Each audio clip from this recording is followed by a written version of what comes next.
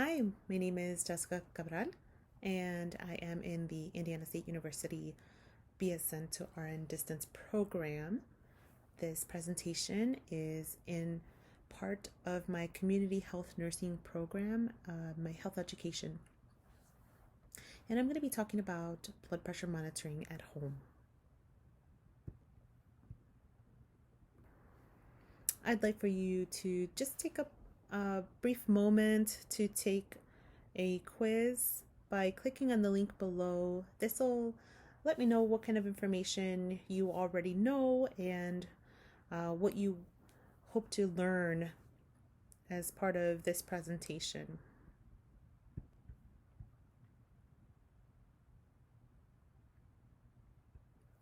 What I'm hoping that you'll take away from this presentation is being able to effectively monitor your blood pressure at home, learning some of the different stages of blood pressure and when to contact your primary care physician, as well as some of the causes of high blood pressure, and ultimately self-management by monitoring your blood pressure at home. Typically, a blood pressure reading is considered by a systolic number, which is that top number.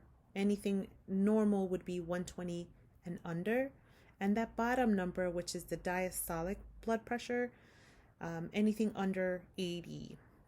So the systolic blood pressure represents when your pressure is the pressure when your heart contracts, and the diastolic is the residual pressure when the heart is already filling. Typically, the symptoms of high blood pressure are that there are no signs or symptoms, and this is why it's often called the silent killer.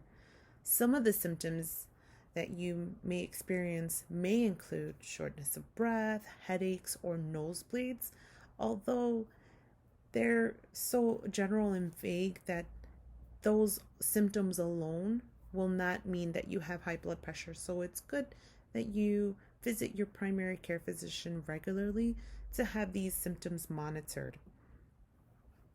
Some of the stages of high blood pressure, they start with prehypertension, which is what we talked about, the systolic over the diastolic number. So that top number in prehypertension is 120 to 130 over the bottom number 80 to 89.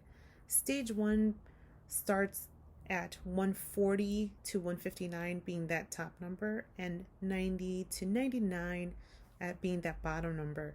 And stage 2 hypertension starts at 160 as that top number and over, and for that bottom number, anything over 100. So at that point, you should really be talking to your primary care physician and seeing what the recommendations are.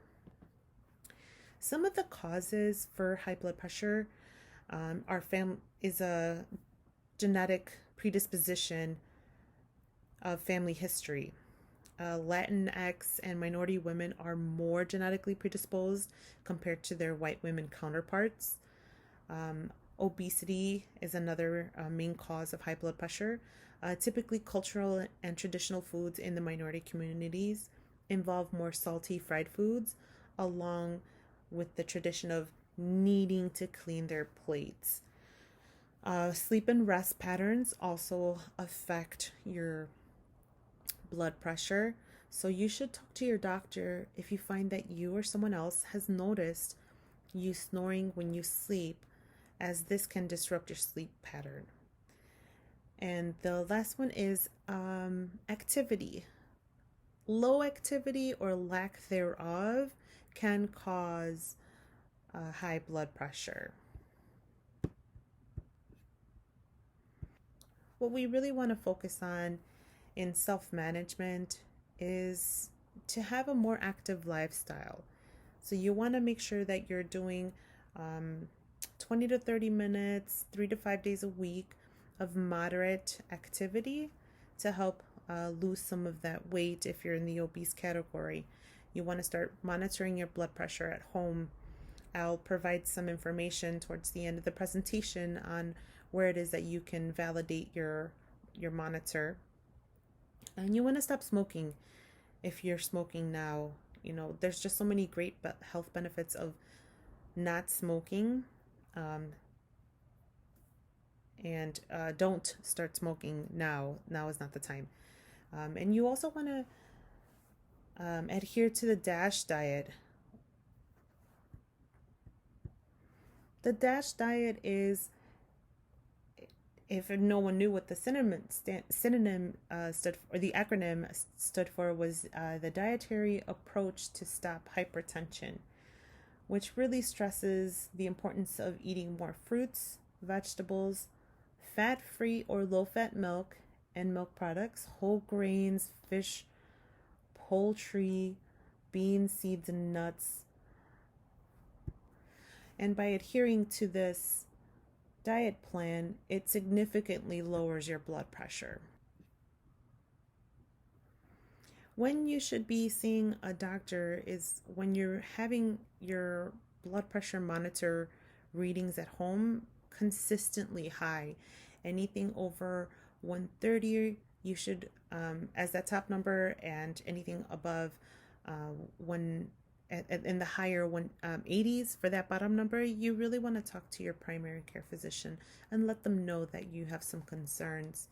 And if you're consistently seeing these high blood pressure readings along with headaches, blurred vision,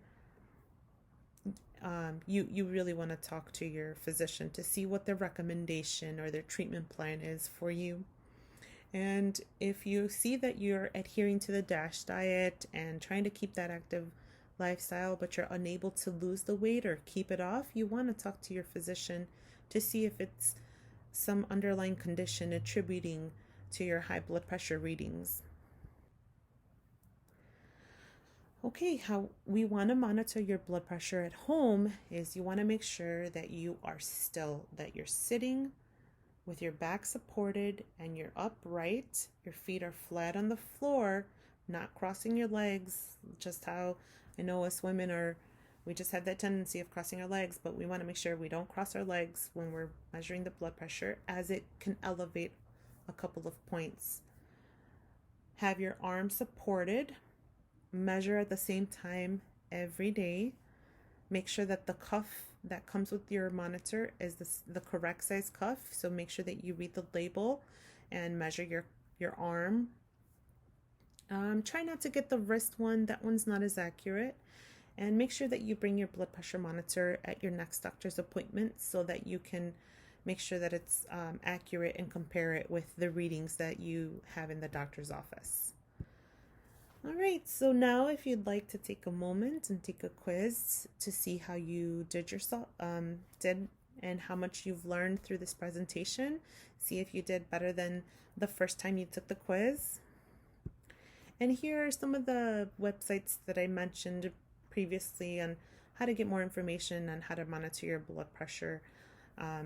The second link is in Spanish for some of our Spanish speakers, and that bottom link is to the CDC website that talks about blood pressure cuffs. I will also attach a link to my flyer with information on what website to validate your blood pressure that you've purchased. Thank you for taking the time.